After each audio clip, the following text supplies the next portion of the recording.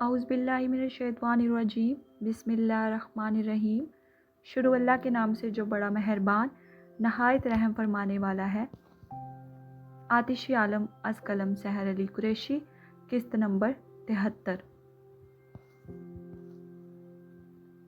نکاح شروع کروائیں قاضی صاحب۔ حدید صاحب کی بھاری آواز پر بنیامین اپنی سوچ کی دنیا سے باہر آیا تھا اور اس نے واپس ہلکی سی گردن موڑے اپنے پہلو میں بیٹھی نینا کو دیکھا۔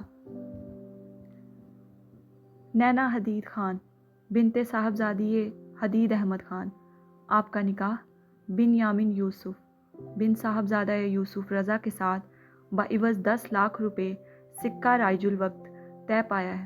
کیا آپ کو یہ نکاح قبول ہے؟ بنیامین یوسف، یہ نام سنتے ہی نینا کا وجود زلزلوں کی ضد میں آیا تھا۔ دماغ کی رگیں سنسنا اٹھی تھی، کان سائیں سائیں کرنے لگے تھے۔ اسے لگا اس نے ضرور کچھ غلط سن لیا ہے، وہ ضرور کوئی خواب دیکھ رہی ہے۔ ایسا ہرگز نہیں ہو سکتا، کسی صورت نہیں ہو سکتا۔ اس کا نکاح بنیامین کے ساتھ سوال ہی پیدا نہیں ہوتا۔ یہ خواب ہے، یہ محض ایک خواب ہے یا اس کے دماغ کا فطور؟ قاضی صاحب اس کے جواب کا انتظار کر رہے تھے۔ نینا کی ابتر ہو رہی حالت محسوس کرتے اس کے ساتھ بیٹھے حدید نے اس کے سر پہ ہاتھ رکھا تھا۔ اپنے سر پر دھرے شفقت بھرے ہاتھ پر نینا کا سکتہ ٹوٹا اور اس نے گھونگھٹ کی اوٹ سے ہلکی سی نظریں ترچھی کرتے اپنے پہلو میں دیکھا اور پھر اپنے ساتھ بیٹھے وجود کو دیکھتے ہی اس کی آنکھیں حیرت کی زیادتی سے پھیلی تھیں، کیونکہ بالیقین اس کے ساتھ بنیامین یوسف بیٹھا تھا اور کچھ دیر پہلے جو اس کی موجودگی کا احساس ہو رہا تھا وہ گمان سچ ثابت ہوا تھا۔ وہ خوشبو جو جانے کتنی دیر سے وہ محسوس کر رہی تھی بلا شبہ بنیامین کی ہی تھی۔ یہ اچانک کایا کیسے پلٹ گئی کہ اس کی سوچنے سمجھنے کی صلاحیتوں کو لمحے میں مفلوج کر دیا گیا تھا؟ جواب دو بیٹا، حدید صاحب نے اس کا سر سہلاتے کہا اور وہ ہوش کی دنیا میں واپس لوٹی۔ تم صرف میری ہو، صرف میری۔ اور پھر اس کے ساتھ ہی چند دن پہلے بنیامین کا مال کے باہر کہا گیا جملہ دوبارہ سماعت سے آ ٹکرایا تھا۔ نینا نے پلکیں میچی اور بے اختیار کہہ دیا، قبول ہے۔ جہاں اس کے قبول ہے کہنے پر بنیامین نے زیر لب شکر الحمدللہ کہا تھا، وہیں ایک آنسو عدیل کی بائیں آنکھ سے ٹوٹ کر اس کی ہلکی داڑھی میں جذب ہوا تھا۔ وہ کٹا ہوا دل لیے یک ٹک اس کے پہلو میں بیٹھے بنیامین کو دیکھ رہا تھا۔ روبدار شخصیت کا مالک، دودھیا سفید رنگت، ڈارک براؤن بیئرڈ، سراب دہشت زدہ آنکھیں، بلا شبہ وہ ایک وجیح باروب شخص تھا اور شاید ایک بہترین انتخاب بھی۔ تم جو کوئی بھی ہو مسٹر ایکس وائی زی، یہ نینا حدید خان صرف میری ہے اور یہ میں جلد ثابت کر دوں گا۔ پھر یاد آیا اس کا کہا گیا جملہ اور عدیل سر جھٹک کے ہنس دیا۔ بے شک اس نے ثابت کر دیا تھا کہ وہ صرف اسی کی ہے، صرف اس کی۔ 3 بار اسے قبول کرتے اب وہ اپنے سامنے دھرے کاغذات پر دستخط کر رہی تھی۔ اس کا وجود لرزش کا شکار تھا، جیسے وہ گہرے صدمے میں ہو۔ 3 بار اس کے ہاتھ سے پین چھوٹ کر گرا تھا۔ شاید وہ اس حقیقت کو تسلیم نہیں کر پا رہی تھی کہ اسے اس کی محبت مل گئی ہے۔ کسی کو محبت مل گئی تھی تو کسی سے محبت چھن گئی تھی، اور یہی تو قدرت کا نظام تھا۔ اب قاضی صاحب بنیامین کا نکاح پڑھا رہے تھے۔ وہ مسکراتا ہوا سرشار چہرہ لیے بیٹھا تھا۔ بنیامین یوسف بن صاحبزادہ یوسف رضا، آپ کا نکاح نینا حدید خان بنت صاحبزادی حدید احمد خان سے بعوض 10 لاکھ روپے سکہ رائج الوقت طے پایا ہے۔ کیا آپ کو یہ نکاح قبول ہے؟ اس نے بغیر ایک لمحے کی بھی دیر لگائے قبول ہے کہا تھا۔ اس کے انداز اور آواز سے پھوٹتی خوشی عدیل کو وہاں تک محسوس ہو رہی تھی، اور دوسری جانب یہ آواز نینا کی سماعت سے ٹکراتی اسے نئے امتحان میں ڈال گئی تھی۔ 3 بار سوال ہونے پر اعجاب و قبول ہوا۔ اس کے بعد سب نے دعا کے لیے ہاتھ اٹھائے، جن میں عدیل بھی شامل تھا۔ نم پلکیں لیے ہاتھ ہوا میں معلق کرتے اس نے سب سے پہلے اپنی ناکام محبت پر فاتح پڑھی تھی۔ دل لگی دل کی لگی بن کے مٹا دیتی ہے، روگ دشمن کو بھی یارب نہ لگانا دل کا۔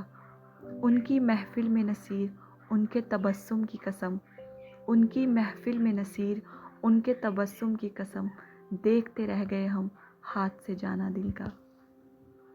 عدیل کی زندگی وہیں کہیں رک سی گئی تھی۔ کچھ دیر بعد اس نے دیکھا تھا اسے بنیامین کے ساتھ وہاں سے رخصت ہو کر جاتے۔ وہ اپنے گھر والوں سے روتے ہوئے مل رہی تھی اور پھر اس کے پاس سے گزری، بالکل قریب سے۔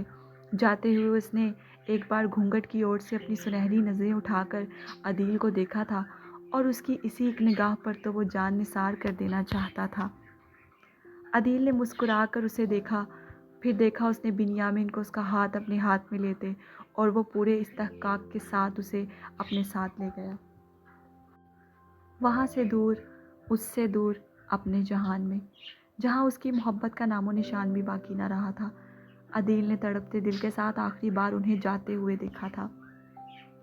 حسرتیں خاک ہوئیں مٹ گئے ارماں سارے، حسرتیں خاک ہوئیں مٹ گئے ارماں سارے، لٹ گیا کوچہ جانا میں فسانہ دل کا۔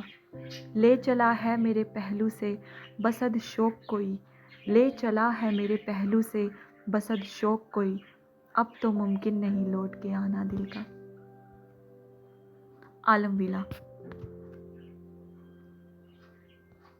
یہ منظر تھا کچن کا، جہاں سحر رخسانہ بی کے ساتھ موجود کھانا بنا رہی تھی۔ دوپٹہ گلے میں ڈالے، ایپرن باندھے، وہ کفگیر کڑاہی میں پھیرنے میں مصروف تھی۔ اتنے میں اسے باہر سے اپنے نام کی بے صبر سی پکار سنائی دینے لگی۔ ہاتھ اسے پکار رہا تھا۔ آج صبح سے ہی اس نے اسے نہیں دیکھا تھا، کیونکہ آج وہ اس کے اٹھنے سے پہلے ہی جا چکا تھا، مگر وہ جانتی تھی کہ ہمیشہ کی طرح وہ دوپہر کا کھانا گھر میں اس کے ساتھ کھائے گا، اس لیے وہ تیز تیز ہاتھ چلا رہی تھی۔ سحر، سحر! انہیں کیا ہو گیا اچانک؟ سٹوو سلو کرتے وہ ویسے ہی باہر نکلی، دیکھا تو ہمیشہ کی طرح سیاہ میں ملبوس وہ لاؤنج کے بیچوں بیچ کھڑا اسے پکار رہا تھا۔ سحر کے کچن سے نکلتے ہی وہ بھرپور مسکرایا۔ جی ہاں، کیا ہوا؟ کیوں آتے ہی چلانے لگے ہیں؟ کفگیر ہاتھ میں پکڑے اس نے استفہامیہ پوچھا۔ ہاتھ مسلسل مسکراتا تیزی سے اس تک آیا۔ وہ سوالیہ نظروں سے اسے دیکھتی رہی۔ آتے ہی اس نے سب سے پہلے اس کے ہاتھ سے کفگیر لے کر سائڈ میں رکھی اور اس کا ایپرن کھولا۔ رخسانہ بی بھی اس کے پیچھے آئی تھی۔ میں کھانا بنا رہی ہوں، اس نے بتانا ضروری سمجھا۔ یہ لے جائیں رخسانہ بی، ہم جا رہے ہیں۔ ہاتھ نے کفگیر اور ایپرن انہیں دیتے کہا اور اس کی کلائی پکڑے باہر کی جانب بڑھا۔ کہاں؟ اسے اچانک ہوائی گھوڑے پر سوار دیکھ وہ اپنے پیر زمین پر جمائے بولی اور بمشکل اسے روک سکی۔ کافی پرجوش اور خوش دکھائی دے رہا تھا وہ، اور نہ جانے کس بات پر۔ عالم کیا ہوا؟ ہم کہاں جا رہے ہیں؟ میں مصروف ہوں، ابھی نہیں جا سکتی۔ یہ سب ضروری نہیں ہے، تم میرے ساتھ چلو بس، نرمی سے کہتے وہ دوبارہ اسے لے جانے لگا۔ تیز تیز قدم اٹھاتا وہ تقریباً اسے اپنے ساتھ دوڑا رہا تھا، اور باہر آتے اس نے گاڑی کا دروازہ کھولا۔ جلدی بیٹھو۔ مگر وہ بھی اپنے نام کی ایک تھی، جانے بغیر کیوں بیٹھتی، بلکہ کھلے دروازے کے آگے جم کے کھڑی ہو گئی۔ پہلے بتائیں۔ جواباً ہاتھ نے چمکتی سی آنکھیں لیے مسکرا کر اسے دیکھا تھا اور پھر بولا، بنیامین اپنی دلہن اور تمہاری بھابھی لانے گیا ہے، تو کیا ان کے استقبال کا انتظام نہیں کرو گی تم؟ واٹ؟ پہلے وہ ٹھٹکی اور پھر نیچی آواز میں گویا چیخ ہی اٹھی، چہرے پر حیرانگی اور آنکھوں میں بے یقینی تھی۔ بھابھی؟ دلہن؟ ان دو الفاظ اور پھر ہاتھ کی آنکھوں کی چمک دیکھتے اس کے دل نے دعا کی تھی کہ کاش جیسا وہ سوچ رہی ہے ویسا ہی ہو۔ اس نے دل میں ڈھیروں امید لی، آنکھوں ہی آنکھوں میں اسے دریافت کیا، جو سر کو جنبش دیتے یقین کی مہر لگا کر ہاتھ نے سب سچ ثابت کر دیا تھا۔ اس کے چہرے کے پریشان تاثرات مسکراہٹوں میں تبدیل ہوئے تھے۔ کیا سچ میں؟ ایک بار پھر اس نے زبان سے پوچھا، جیسے دوبارہ جاننا چاہتی تھی۔ اب کی بار ہاتھ نے پلکیں جھپک کر تائید کی تھی، اور اگلے پل وہ خوشی سے پاگل ہوتے اچھل کر اس سے لپٹ گئی۔ ایک گہری مسکان لبوں پر سجائے ہاتھ نے بھی مضبوط حصار قائم کیا، اور وہ بھی اس کے کہکے میں شامل ہوا تھا۔ اب جلدی چلو، وقت کم ہے ہمارے پاس، شہروز اور عنایت وہاں ہمارا ویٹ کر رہے ہیں، اسے خود سے الگ کرتے ہاتھ نے کہا، اور وہ سر ہلاتی فوراً بیٹھ گئی۔ شام ہونے کو آئی تھی۔ ہاد اور شہروز بنیامین کے پورے گھر کو پھولوں اور روشنی سے سجا رہے تھے۔ مریم گلے میں گلاب کے پھولوں کی لڑیاں ڈالے ادھر سے ادھر چہچہاتی پھر رہی تھی۔ عنایت گھر میں جگہ جگہ چھوٹے مٹی کے دیے جلا رہی تھی، جبکہ سحر دہلیز کے پاس بیٹھی چوکھٹ میں رنگ بھر رہی تھی۔ शहरोज को बाहर गार्डन में लाइट्स लगाने का कहते हाथ अंदर आया। नज़रें जिसकी मुतलाशी थी वो उसे चौखट में ही बैठी मिली, और उस वजूद को सामने बैठा देख संजीदा चेहरे ने फ़ौरन मुस्कान पकड़ी थी। मगर ये वो क्या कर रही थी? हाथ ने भवें सुकेड़े बगौर उसे देखा, जो दहलीज में चौकड़ी मार कर बैठी, अपने साइड में मुख्तलिफ खुश्क रंगों की डिब्बियाँ रखे, निचला लब दबाए चौखट के बिस्त में खूबसूरत गोल फूलों का डिज़ाइन हाथों से तराश रही थी। हाथ को उसके इस काम पर ताज्जुब हुआ। वो कदम कदम चलता करीब गया और उसके पहलू में जा बैठा। ये क्या कर रही हो तुम? अपने काम में नहायत मशगूल होने के बायस वो अचानक किसी के साथ आ बैठने और बोलने पर हड़बड़ाई। गर्दन मोड़कर देखा तो हाथ था। आप लाइट्स लगा ली आपने? पहले सवाल मैंने किया था। हाथ ने मसनूई संजीदगी झाड़ते कहा। रंगोली बना रही हूँ। रंगोली? पिछले ज़माने में तुम हिंदू थी क्या?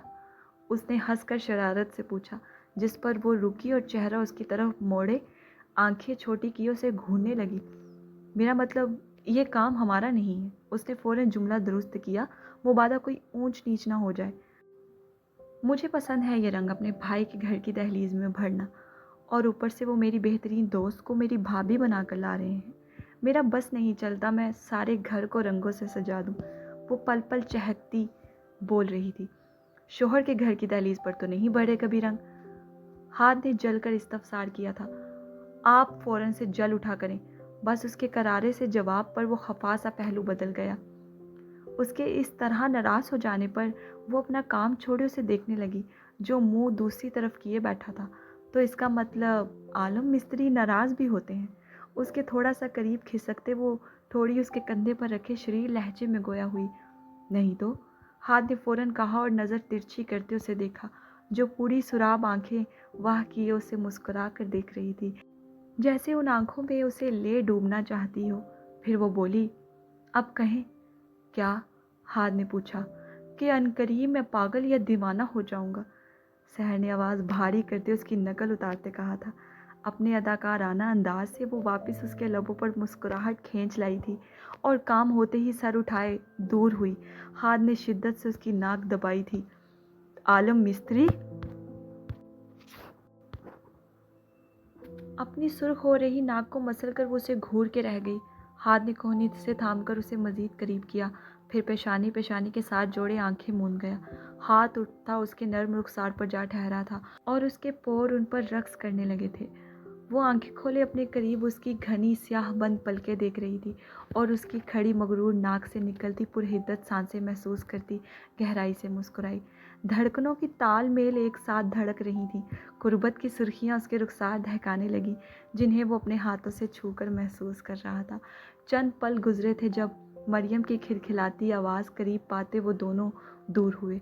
उसकी आंखों में शरारत उभरी थी, और उस पर अमल करते उसने मुट्ठी में भरा नीला रंग सारा हाथ के रुखसार पर लगाया। देखते पीछे खड़ी मरियम ने कहका लगाकर ताली बजाई। हाथ ने पहले मसनूई सा घूर कर उन दोनों को देखा, फिर मरियम के कहके में उसका साथ दिया। वो मज़ीद उछलती तालियां बजाने लगी थी, साथ साथ उसे शहर से बदला लेने को भी कह रही थी। Now my turn. पूरे इसरार चमकती आंखें लिए कहते हाथ ने सुर्ख गुलाल मुट्ठी में भरा। इस अवदाद पर वो बौखलाई थी, और फिर फुर्ती से उठी, और इससे पहले हाथ उसे दबोचता उसकी दौड़ देखने वाली थी। फिर हाथ उसके पीछे पीछे था और वो आगे, और मरियम की शौक सी चीखों पर अनायत भी हड़बड़ाकर सहन में आई थी। मरियम तालियां बजाती पुरजोश सी हाथ को सपोर्ट कर रही थी, और इस ताक में थी कि सहर पकड़ी जाए, और बिलाखिर हाथ ने अपने कदमों को तेज़ करते उसे जा लिया, फिर पीछे से हिसार में लेते उसके कदम ज़मीन से उठा दिए। दोनों ने बैक वक्त कहके लगाए थे, और वो उसी के कंधे पर सर गिरा गई। उसके पकड़े जाने पर मरियम ने जानदार अंदाज में याहू का नारा लगाया।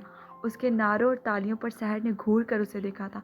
आज से तुम मेरी दोस्त नहीं हो, समझ गई तुम कट्टी? उस पर मरियम की ताली और हंसी को ब्रेक लगी थी। अनायत ने झुककर उसे गोद में उठाया और वहाँ से ले गई, जबकि वो चीखती उसकी गोद से उतरने की कोशिश करने लगी, साथ ही साथ उसे सॉरी भी कर रही थी। अब कहाँ भागोगी मिसेज आलम? उन दोनों माँ बेटी को मंजरे आम से गायब होते देख हाथ ने गंभीरता से उसके कान में सरगोशी की। फिर उसके कदम नीचे रखते हुए उसका रुख अपनी जानिब कर गया। एक हाथ का हिसार हनोज उसके गिर्द कायम था, जबकि दूसरे हाथ में गुलाल था। جواباً وہ کبھی اسے تو کبھی اس کے چہرے پر لگے نیلے رنگ کو دیکھتی، پھر معصومیت کے تمام تر ریکارڈ توڑتے آنکھیں پٹ پٹا کر بولی، کیا اب آپ بدلہ لیں گے مجھ سے؟ اس کے اس قدر معصومانہ انداز پر ہاتھ اشش کر گیا، پھر بولا، آف کورس مائی لو، اور تم یہ ہاتھ انگلی سے اس کے چہرے کی جانب اشارہ کیا، معصوم چہرہ بنانے کا ڈھونگ مت کرو، کیونکہ تم بالکل معصوم نہیں ہو سحر ہاد عالم۔ جملے کے آخر میں دانت پیستے اس نے اسے متبسم آنکھوں سے گھورا تھا۔ اس کی بات پر وہ گردن پیچھے گرائے جاندار کہکا لگا گئی۔ اس کے کہکے پر وہ زندگی سے بھرپور مسکرایا تھا، کیونکہ اس کی مسکراہٹ میں ہاد بن رافع عالم کی زندگی بستی تھی۔ تو پھر جانے دے مجھے، ورنہ، اس نے انگلی اٹھا کر اسے وارن کیا۔ ہاد نے تیز نظروں سے پہلے اس کی انگلی پھر اسے دیکھا۔ تم 4 فٹ 9 انچ مجھے ہاد بن رافع عالم کو دھمکی دو گی؟ گینگسٹر گری جاگ اٹھی تھی۔ جی ہاں، اور آپ 6 فٹ 3 انچ کو میری اس دھمکی سے ڈرنا چاہیے مسٹر گینگسٹر، اس نے بھی دو بدو جواب دیا۔ ہاتھ کے چہرے کی سنجیدگی وہ پل میں اچک لے گئی تھی۔ اس انداز پر دونوں کو اس رات کا منظر یاد آ گیا تھا جب وہ نکاح کا مطالبہ لیے وہاں پہنچی تھی۔ ہاتھ نے جھک کر اس کی ناک سے ناک سہلائی، پھر شدت سے اپنا رنگ بھرا رخسار اس کے رخسار سے رگڑ ڈالا۔ ہاتھ کے چہرے پر لگا تمام رنگ اس کے نیم سرخ رخسار پر منتقل ہوا تھا۔ پھر چہرہ دوسری طرف لے جاتے وہ وہاں بھی اپنے چہرے پر لگا رنگ بکھیر گیا۔ اس کی بڑھتی داڑھی کی چبھن سے وہ آنکھیں بند کیے مسکرائی تھی۔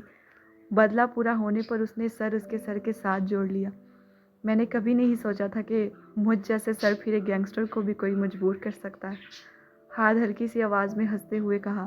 ہاتھ نے ہلکی سی آواز میں ہنستے ہوئے کہا اور پھر اپنی مٹھی میں موجود گلال کو دونوں ہاتھوں سے مس کرتے ہاتھ اس کے ہاتھوں سے الجھا دیے۔ اس کے ہاتھ بھی سرخ رنگ کے گلال میں رنگنے لگے تھے۔ پھر ان کی پشت کو لبوں سے لگا کر چومتے مزید بولا، مگر تم نے مجھے مجبور کر دیا، بے بس کر دیا۔ اس کا جملہ مکمل کرنے پر وہ بھی ہلکی سی آواز میں ہنسی تھی۔ چند پل خاموش غربت کی نظر ہوئے تھے اور افلاطون مریم دوبارہ موجود ہوئی تھی۔ اپنی ماں سے جان چھڑوا کر وہ دوڑتی ان دونوں کی جانب آ رہی تھی، اور صرف یہی نہیں، اس کے ہاتھوں میں 2-3 رنگوں کی ڈبیا بھی تھی، اور وہ اتنی خاموشی سے دبے دبے قدم لیے وہاں آئی کہ ایک دوسرے میں گم ان دونوں کو خبر تک نہ ہوئی۔ ان کے پیچھے جا کر اس نے چیخ کر تمام رنگ ان دونوں پر اچھال دیے۔ اچانک ہوئی اس ابداع پر وہ ہڑبڑا اٹھے۔ مریم کی بچی، رکو! ہاتھ نے مصنوعی غصے سے کہا اور مریم کے پیچھے بھاگا۔ وہ الٹے پیر واپس دوڑی اور تیزی سے دہلیز کے پاس جاتی وہاں پر پڑے مزید رنگ نیچے سے اٹھا کر اس پر گراتی اپنا بچاؤ کرنے کی کوشش کرنے لگی، اور اس میں سحر نے بھرپور اس کا ساتھ دیا تھا۔ ہاتھ ان دونوں وت سے اپنا بچاؤ کرنے میں ناکام رہا تھا۔ یہ کون سی جنگ چل رہی ہے بھائی؟ شہروز جو بیچارہ دوپہر سے الیکٹریشین بنا تمام گھر میں جلملاتی روشنیاں لگانے میں مصروف تھا، باہر لائٹس لگا کر اندر آیا تو اندر کا منظر دیکھتے ہنسے بنا نہ رہ سکا۔ ہولی والی جنگ، جواب دیتے ہاتھ نے ایک رنگ مٹھی میں بھر کر سحر پر پھینکا تھا۔ سچ شکر تھا کہ اس کی رنگولی خراب نہیں ہوئی تھی، وگرنہ وہ اس کی جان لے لیتی۔ اچھا بس کریں، اپنا حلیہ دیکھیں، وہ لوگ آنے والے ہوں گے، سارا گھر بکھیر دیا ہے آپ لوگوں نے۔ شہروز نے معاملہ سلجھانے کی کوشش کی۔ پہلے انہوں نے کیا تھا، سحر نے فوراً ہاتھ پر الزام لگایا۔ گرگٹ سحر، ہاتھ نے دانت کچکچائے، جبکہ وہ اسے منہ چڑھاتی مریم کو اٹھا کر وہاں سے چلی گئی۔ پھر وہ ایک ضروری کال کا آنے پر باہر چلا گیا، جبکہ عنایت اور شہروز اب اس جگہ کی صفائی کرنے لگے تھے۔ پونے گھنٹے کا سفر خاموشی کے پہاڑوں میں طے کرتے بنیامین نے بریک لگاتے گاڑی اپنے گھر کے آگے روکی۔ سیٹ بیلٹ نکالتے وہ دروازہ کھول کر باہر نکلا۔ دوسری طرف آتے اس نے نینا کی جانب کا دروازہ کھولا اور گہری سوچ میں گم وہ دروازہ کھولنے کی آواز پر ٹھٹک کے اسے دیکھنے لگی۔ سنہری نظریں پہلے اس کے چہرے اور پھر اپنے آگے بڑھائے ہاتھ پر جا ٹھہری۔ لمحہ لگا تھا اس کے چہرے کے تاثرات بدلنے میں۔ بنیامین کے بڑھائے گئے ہاتھ کو نظر انداز کرتے وہ اسے سائڈ پر کرتے باہر نکلی۔ بنیامین نے لب بھینچے بے بسی سے اسے دیکھا، جو اپنا لہنگا گھٹنوں سے تھام کر اب سامنے سجے اس گھر کو دیکھ رہی تھی، اور صرف یہی نہیں، دہلیز میں اس کے استقبال کے لیے کھڑے بنیامین کے گھر والوں کو بھی۔ اور ان سب میں محض 2 وجود تھے جنہیں دیکھ اسے نفرت محسوس نہیں ہوئی تھی، اور وہ وجود سحر اور مریم کا تھا۔ احساس سے عاری چہرہ لیے وہ آگے بڑھی۔ اس کے آگے آنے پر ہاتھوں میں رکھے تمام پھول سحر، مریم اور عنایت نے اس پر نچھاور کر دیے۔ ہاتھ کو دیکھتے ایک جملہ جہان کا کہا اس کی سماعت سے ٹکرایا تھا۔ میں نے ہاتھ کو مروانے کی کوشش کی، 4 گولیاں لگی تھی اسے۔ موت کے منہ سے واپس آیا تھا وہ۔ اگر وہ مر جاتا تو آج تمہاری دوست سہاگن نہ ہوتی، اور مجھ پر کیے حملے کی وجہ محض ایک غلط فہمی تھی۔ اور جب معلوم پڑا کہ میں اس کا بھائی ہوں تو وہ وہی تھا جو مجھے بچانے آیا تھا۔ یعنی حساب دونوں جانب سے برابر ہو چکا تھا، اور اب کوئی وجہ باقی نہیں رہی تھی ان سے نفرت کرنے کی۔ دونوں طرف کے فریقین نے ایک دوسرے سے ایک سا سلوک کیا تھا۔ ہاں، مگر اس کے دل میں تکلیف تھی کہ انہوں نے ایسا کیا، مگر کیا یہ سب کرنے سے پہلے بنیامین نے ایک بار بھی اس کے بارے میں نہیں سوچا؟ اس تکلیف کو وہ چاہ کر بھی نظر انداز نہیں کر سکتی تھی، اور واپس پرانی حالت میں لوٹنا اس کے لیے ابھی قدرے مشکل تھا۔ سحر نے نینا کو گرم جوشی سے گلے لگایا۔ ویلکم بھابھی، اینڈ کنگریچولیشنز۔ اس کے بعد عنایت اس سے ملی۔ ہاتھ اور شہروز نے اس کے سر پر ہاتھ رکھا اور دعا دی تھی۔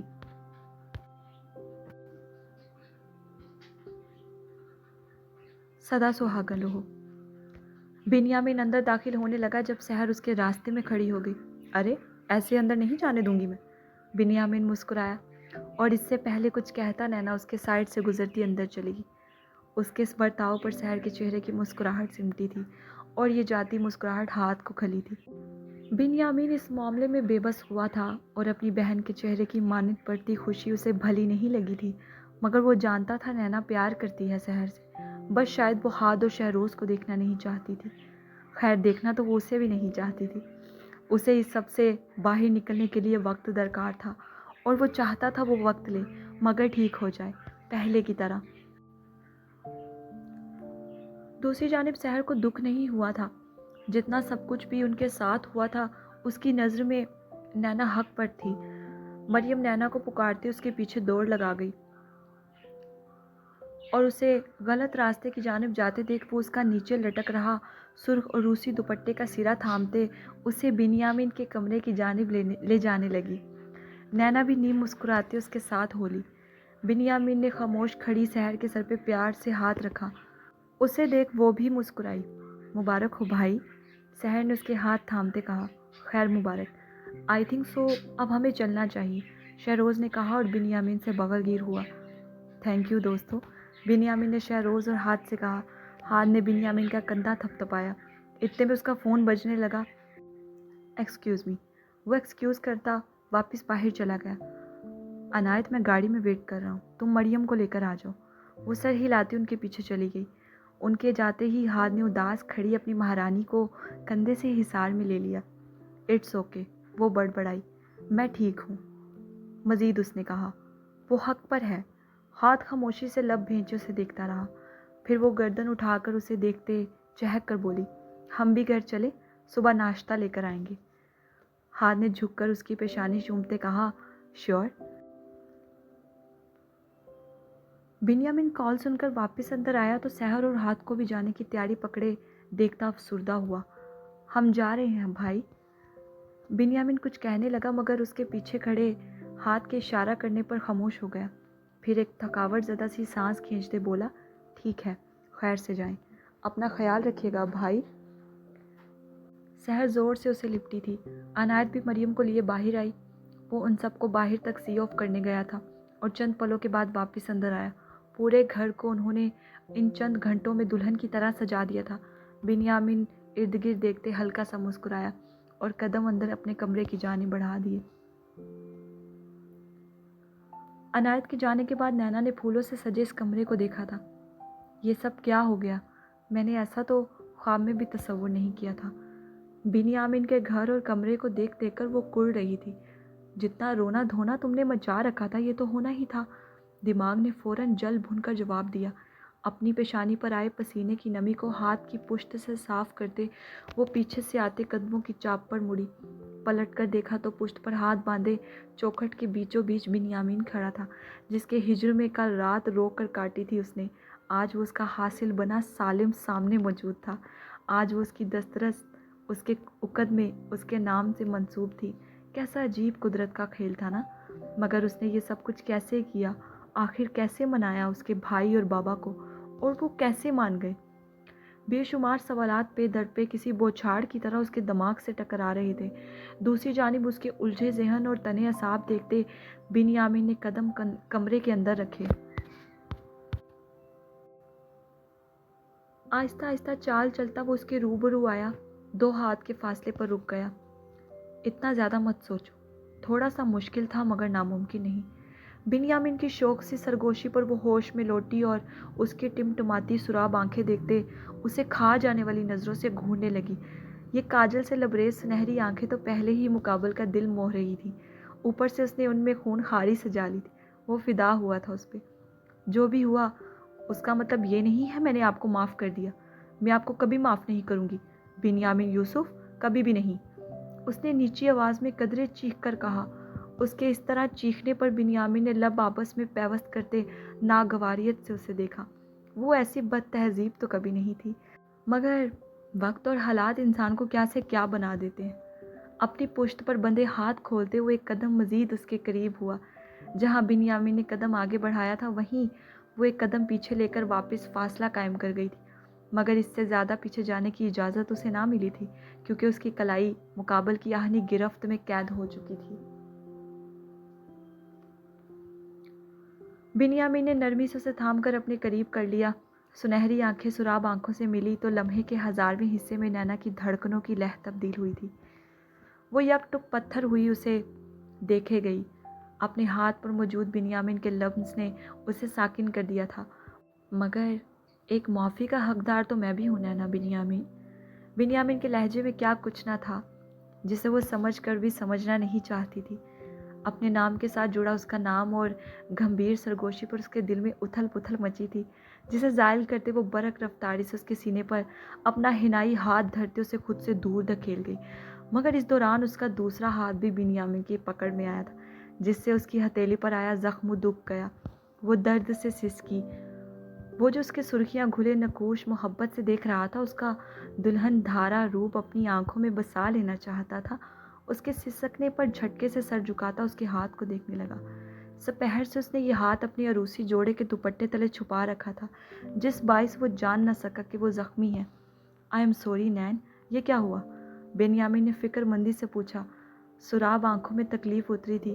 उसके इस कदर मोहब्बत भरे फिक्रमंद नर्म लहजे पर उसके दिल को कुछ हुआ था, मगर नज़रअंदाज करती बोली, कुछ नहीं, दूर रही मुझसे। ऐसा करते आंखें लुबाब पानियों से भर गई थी। फिर उसके हाथ झटकते उसे दोबारा खुद से परे कर गई। और आइंदा आप मुझसे कम से कम 20 फीट दूर रहिएगा। खबरदार जो आपने मेरे पास आने की या मुझसे बात करने की कोशिश भी की, वरना मैं आपको जान से मार डालूंगी। उसके सलूक पर आखिर में धमकी देने पर बिन्यामीन ने थके हुए अंदाज में उसे देखा था। नैना, वो मज़ीद कुछ कहता जब वो साइड से गुजरकर बाहर की जानिब बढ़ गई। कहाँ जा रही हो? उसने फ़ौरन पलट कर पूछा। कुशादा पेचानी पर बल नमूदार हुए थे। आपको लगता है कि मैं आपके साथ यहाँ इस कमरे में रहूँगी? वो बिना पलटे बोली। बिन्यामीन ने ज़ब्त से आंखें बंद करते और फिर खोल कर उसे देखा।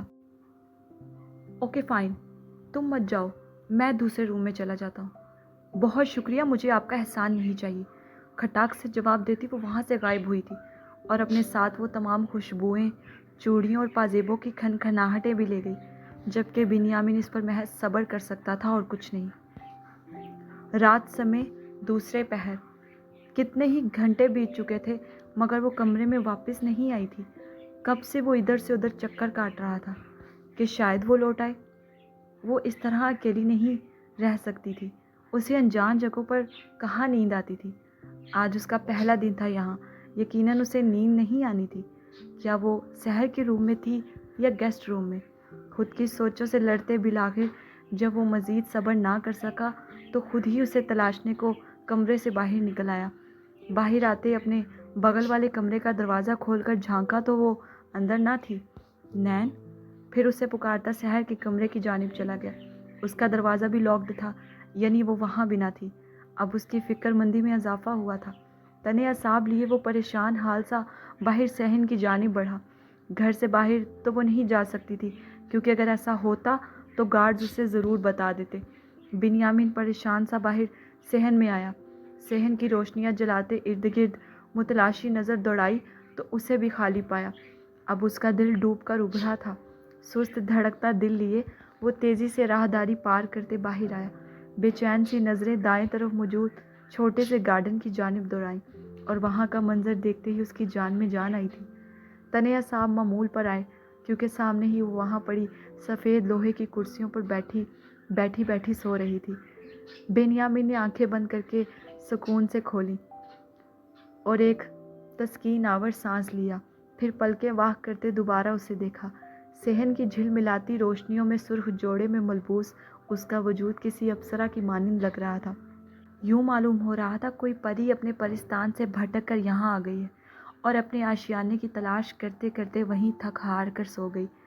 بنیامین چھوٹے چھوٹے قدم اٹھاتا شبنم سے نم سبز گھاس کو باری بھوٹوں تلے رونتا اس کے قریب گیا۔ پاجیب پہنے باریک سفید پیر سامنے میز پر رکھے وہ کرسی پر سر ڈھلکائے آنکھیں موندے پڑی تھی۔ چہرے پر زمانے بھر کی تھکن تھی۔ اس سارے سفر اور گزرے ایام نے اسے تھکا دیا تھا۔ بلا شبہ عدیل کے ساتھ شادی کے لیے راضی ہونا اور تمام رسمیں ادا کرنا، اور یہ سوچ کر اس کے ساتھ بیٹھنا کہ نکاح عدیل سے ہو رہا ہے اس کے لیے آسان نہ ہوگا۔ وہ اس کی تکلیف کو بخوبی سمجھتا تھا۔ نفیس سے زیورات اور مٹ رہا میک اپ، اس کی ناک سے نت اتر کر رخسار پر لٹک رہی تھی۔ دوپٹہ ڈھلک کر شانوں پر باقی رہ گیا تھا۔ سنہری بال ہوا کے جوش سے ہلکے ہلکے لہرا رہے تھے۔ حنائی ہاتھوں میں سرخ چوڑیاں بھلی لگ رہی تھیں۔ بنیامین وہیں اس کے پاس دو زانوں بیٹھ گیا۔ چند ثانے وہ یوں ہی اسے بنا پلک جھپکائے دیکھتا رہا، جیسے اس کے چاند سے مکھڑے کو حفظ کر لینا چاہتا تھا۔ پھر اس کی جھولی میں دھرا مہندی سے بھرا ہاتھ تھام گیا جس پر پٹی بندھی تھی۔ شاید اس نے جان بوجھ کر اپنے آپ کو تکلیف دی تھی۔ اس زخم پر سراب آنکھوں میں درد دوبارہ امڈ آیا تھا۔ بنیامین نے جھک کر اس کی زخمی ہتھیلی پر بوسہ دیا اور محبت کی پہلی مہر اس کے وجود پر چھوڑی۔ لگتا ہے تم مجھے بہت ستانے والی ہو۔ اس کی بند گھنیری پلکیں اور سرخ لب دیکھتے وہ ہنستے ہوئے گویا ہوا۔ اب وہ ہاتھ بڑھا کر اس کے رخسار چھو رہا تھا اور ان پر جھولتی سنہری رکیب لٹیں چہرے سے پرے ہٹانے لگا۔ پھر وہ تھوڑا سا اس پر جھکتے پیشانی پر اپنے لب رکھ گیا اور ایک اور مہر اس کے بدن پر ثبت کی۔ کئی لمحے وہ اس کی پیشانی پر اپنے لبوں سے چھو کر محسوس کرتا رہا۔ ایک ٹھنڈک کا احساس اس کے دل و جان میں مسلسل سرایت کر رہا تھا۔ تو کون کمبخت اس سے دوری اختیار کرتا؟ پیچھے ہٹتے اس نے زیر لب کہا تھا، میں تمہارا ہر ستم جھیلنے کے لیے تیار ہوں نینا بنیامین۔ پھر اس کے وجود کو آغوش میں بھرتے اندر چلا گیا۔ نظریں مسلسل اس کے سفید روشن چہرے کا طواف کر رہی تھیں۔ اس کے وجود سے اٹھتی بھینی بھینی خوشبو بنیامین کو مشک کی سی لگ رہی تھی، جنہیں گہرے سانس لیتے وہ اپنی روح میں اتار رہا تھا۔ کبھی ان کا نام لینا، کبھی ان کی بات کرنا، میرا ذوق ان کی چاہت، میرا شوق ان پہ مرنا۔ وہ کسی کی جھیل آنکھیں، وہ میری جنوں مزاجی، کبھی ڈوبنا ابھر کر، کبھی ڈوب کر ابھرنا۔ تیرے منچلوں کا جگ میں یہ عجب چلن رہا ہے، نہ کسی کی بات سننا، نہ کسی کی بات کرنا۔ شب غم نہ پوچھ کیسے تیرے مبتلا پہ گزری، کبھی آہ بھر کے گرنا، کبھی گر کے آہ بھرنا۔ وہ تیری گلی کے تیور، وہ نظر نظر پہ پہرے، وہ میرا کسی بہانے تجھے دیکھتے گزرنا۔ کہاں میرے دل کی حسرت، کہاں میری نارسائی، وہ کہاں تیرے گیسوؤں کا تیرے دوش پر بکھرنا۔ چلے لاکھ چال دنیا، ہو زمانہ لاکھ دشمن، جو تیری پناہ میں ہو اسے کیا کسی سے ڈرنا۔ جاری ہے۔ چلیں جی ڈیئر ریڈرز، قسط کو پڑھ کے رائے کا اظہار لازمی کیجیے گا۔ امید ہے آپ سب کو پسند آئی ہوگی اور میرے چینل کو سبسکرائب کرنا مت بھولیے گا۔ جلد انشاءاللہ حاضر ہوں گے ایک نئی قسط کے ساتھ۔ مجھے دے اجازت۔ اللہ حافظ۔